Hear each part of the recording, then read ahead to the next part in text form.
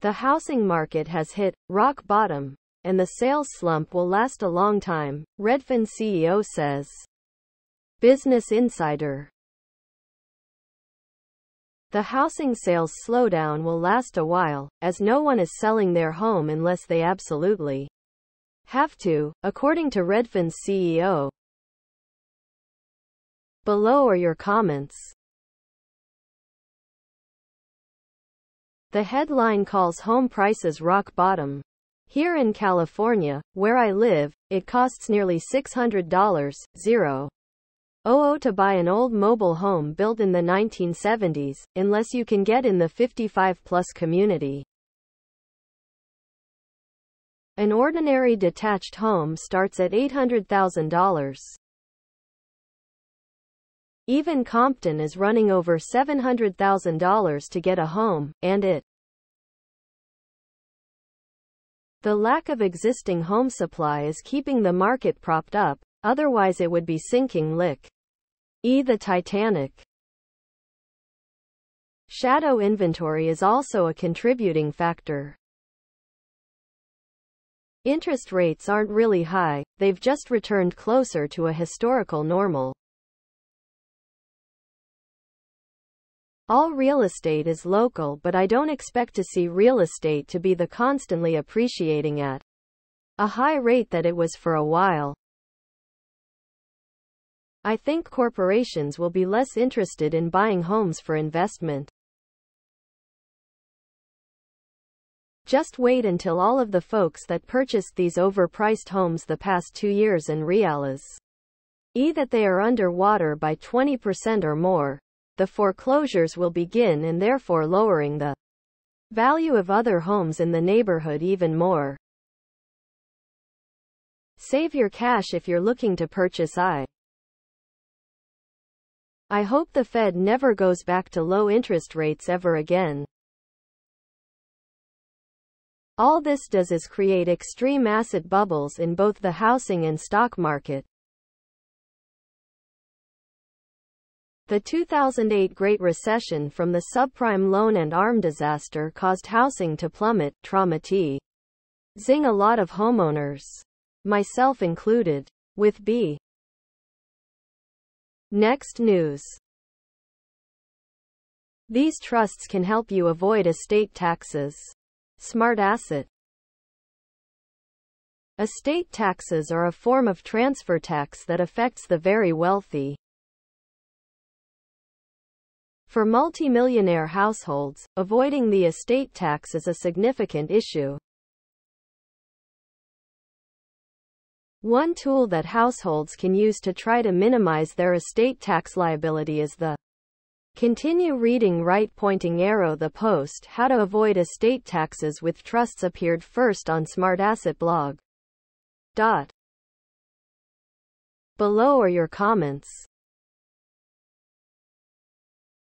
Estate tax is nothing more than a death tax and a pure money grab by the state and federal govas.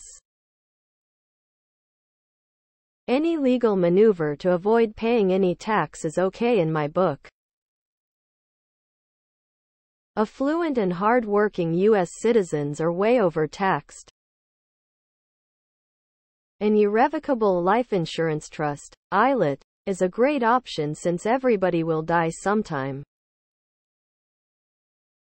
I bought a $1 million policy for my 80-year-old mother that paid $1.6 million upon her death, all tax-free.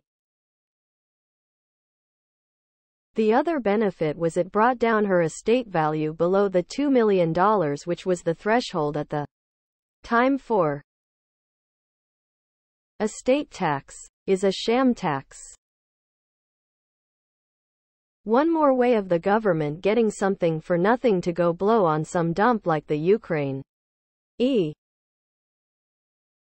family's wealth belongs to those who have worked for it, not to those who have sat around doing nothing. It should be shared only with family as long as they Article did not address when couple not passed away at the same time, how this trust thing helps to Avoid taxes when first parent passed away and second parent passed away later. How those assets transfer RRED to children and avoided only receiving tax benefits from last passed away. Missing data? 0.07% of estates actually pay an estate tax. Next news. Ask an advisor. Am I getting fleeced? I'm 66, contributing $272 per month to an IRA and paying $136 monthly in fees. That's 50% of my contribution. Smart asset. I am 66 years old, still working and with very good health insurance. My company does not have a 401k. I do have an individual retirement account, IRA, with approximately $120,000 invested. I contribute $272 per month, yet my program. Continue reading right pointing arrow the post ask an advisor. Am I getting fleeced? I'm 66, contributing $272 per month to an IRA and paying $136 monthly in fees. That's 50% of my contribution appeared first on Smart Asset blog. Below are your comments. $136 monthly on $120,000 balance is about 1.4% advisor fee. Yeah, that's pretty high. Unless your advisor is crushing the market returns, I'd ditch the advisor and move to an index or UAL fund and cut fees down to a fraction, often around 0.1% to 0.5% depending on funds. My advisor charged 1%. I could have made more using a mix of indexed stock and bond funds over the last 17 years.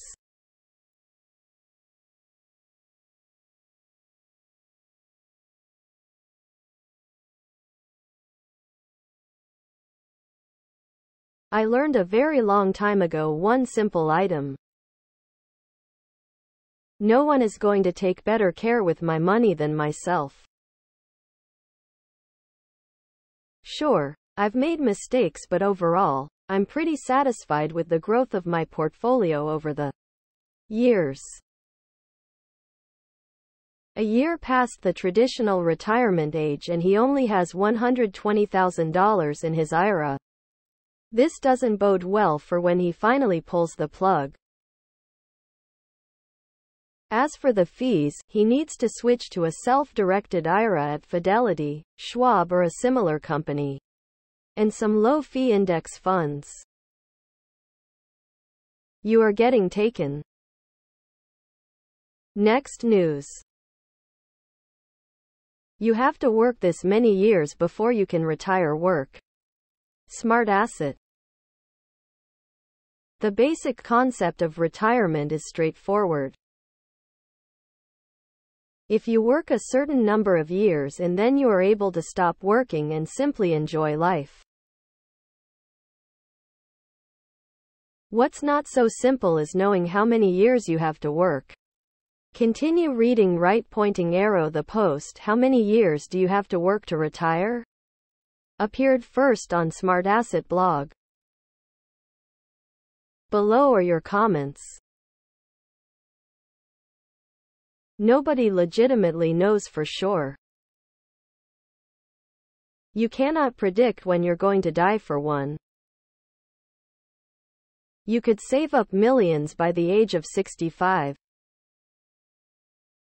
What good was all that saving when you're gone at 70 or 75? Another is one's personal lifestyle. While some could easily get by on a couple thousand a month, others W. From the article, the basic concept of retirement is straightforward. If you work a certain number of years and then you are able to stop working and simply enjoy life. Obviously, the concept is not straightforward. Rather, it is if you can support yourself without working for an income, then you work until you are prepared to retire. If you die before you are prepared, then leave what you have to someone you love. Please subscribe to my channel. And if you like it, please thumbs up.